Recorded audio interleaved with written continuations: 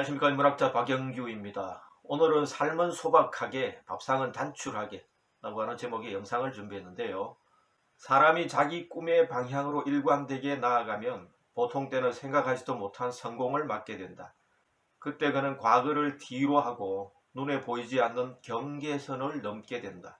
그가 자신의 생활을 단순하고 소박한 것으로 만들면 만들수록 우주의 법칙은 더욱더 명료해진다. 헨리 데이빗 소로가 월든이라고 하는 책에서 한 말인데요. 19세기 말 미국에서 활약했던 자연주의 철학자 헨리 데이빗 소로는 매사추세츠 콩코드의 월든 호숫가에서 작은 통나무 집을 짓고 살았습니다. 손수 땔감을 장만하고 자연이 주는 재료를 가지고 음식을 만들어 먹으면서 외부와 격리된 채 단순하고 소박한 삶을 살았죠. 소로는 이 당시 자신의 일상을 책으로 펴냈는데 이 책이 인생 후반기 제 삶의 지침서로 삼고 있는 월든이라고 하는 책입니다. 월든은 단순하고 간소하게 살라고 하는 한 문장으로 요약할 수 있습니다. 소로는 소유를 줄이고 일을 줄이고 생각을 줄이고 그로써 번뇌를 줄여서 간소하게 사는 것이 행복에 이르는 지름길이라고 역설합니다. 헬렌 니어링과 스콧 니어링 부부도 소로와 함께 미국을 대표하는 자연주의 철학자인데요. 이들 부부는 조화로운 삶이라는 책에서 자연의 법칙에 순응하면서 살아가는 것이 가장 이상적인 삶이라고 말합니다.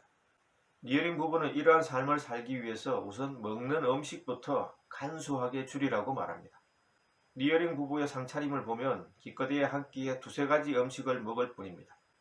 그렇게 먹고 건강을 제대로 유지할 수 있느냐고 물을 수도 있겠지만 이들 부부의 생을 보면 그런 반문이 기우임을 알 수 있습니다. 실제로 남편인 스콧 니어링은 100세까지 건강하게 살았고 아내인 헬렌 니어링도 큰 탈 없이 92살까지 살았습니다. 그 말하면 두 사람 모두 무병장수한 것 아닐까요? 노자는 이렇게 말합니다. 5가지 맛이 사람의 입을 상하게 하고 5가지 소리가 사람의 귀를 먹게 한다. 오미 사인지 구상, 오음 사인지 이롱. 도덕경 12장에 나오는 내용인데요. 오미는 단맛, 신맛, 짠맛, 매운맛, 쓴맛의 5가지 맛을 가리키는 단어이지만 여기서는 소유나 재물, 음식에 대한 과도한 탐욕을 경계하기 위해서 쓰인 메타포입니다. 오음도 같은 맥락으로 쓰였습니다. 원래는 궁상각치우의 5가지 기본 음류를 가리키는 단어이지만 여기서는 본질을 벗어난 과도한 욕망을 자제하라는 의미로 쓰였습니다. 과유불급에 대한 노자식 표현이라고 할 수 있겠죠.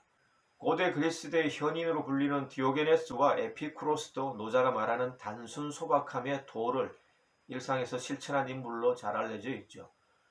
디오게네스에게는 알렉산드로스 대왕의 권력보다도 햇빛 한 줄기가 더 소중했습니다.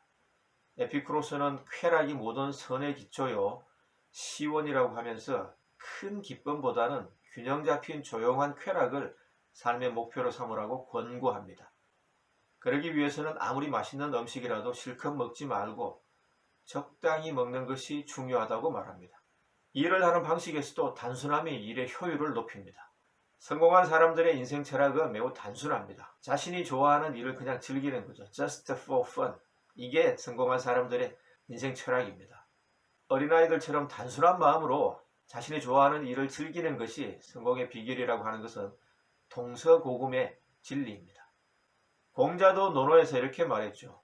아는 사람은 좋아하는 사람만 못하고 좋아하는 사람은 즐기는 사람만 못하다. 지지자 불여 호지자, 호지자 불여 낙지자. 인생 후반기에 이런 제 삶은 무척 단조롭습니다. 아침 6시경에 일어나서 교육방송에서 하는 영어 듣기 프로그램과 영어 말하기 프로그램을 1시간 정도 청취합니다. 그러고 나서 책을 읽고 글 쓰는데 주로 시간을 보냅니다. 영어가 꼭 필요해서 듣는다기보다 그것이 제 아침 시간을 효율적으로 활용할 수 있는 가장 간단하고 쉬운 루틴이기 때문입니다.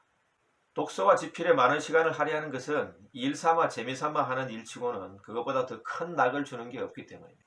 과거에는 음주와 골프가 제게 가장 큰 낙이었는데 인생 후반전에 접어들면서 술병과 스코어 카드는 갑오로 남길 수 없지만 져서는 갑오로 남길 수 있다고 하는 생각에 마음을 고쳐먹었습니다. 읽는 책도 그 범위를 좁혔습니다. 과거에는 무조건 많이 읽는 것이 좋다고 생각했는데 요즘은 마음의 양식이 되는 책을 위주로 여러 번 반복해서 읽는 것이 좋다는 쪽으로 생각이 바뀌었습니다. 지식을 많이 습득하는 것보다는 삶을 천천히 여유롭게 사는 데 도움이 되는 그런 책이 제 마음에 더 끌립니다.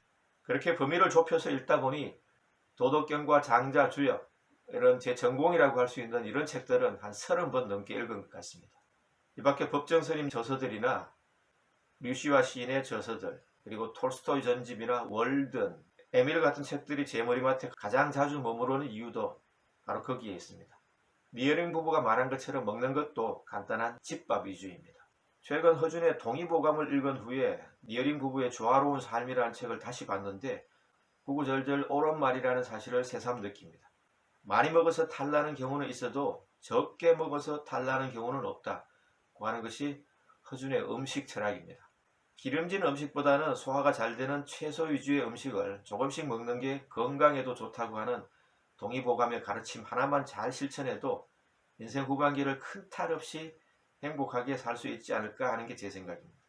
서양에서 의학의 아버지로 불리는 히포크라테스도 음식으로 고치지 못하는 병은 약으로도 못 고친다고 했죠. 자고로 동서양을 막론하고 단출하고 소박한 밥상이 최고의 보약이고 최고의 건강 비결인 것 같습니다. 단순하게 산다고 해서 소로나 니어린 부부처럼 반드시 산속에 들어가서 통나무 집을 짓고 살아야 하는 것은 아닙니다. 그것은 두에인 일진의 다음 말처럼 일종의 문화운동이다, 이렇게 말할 수 있습니다. 단순한 삶이란 숲속에 은둔해 사는 것도 가난하게 사는 것도 아니다.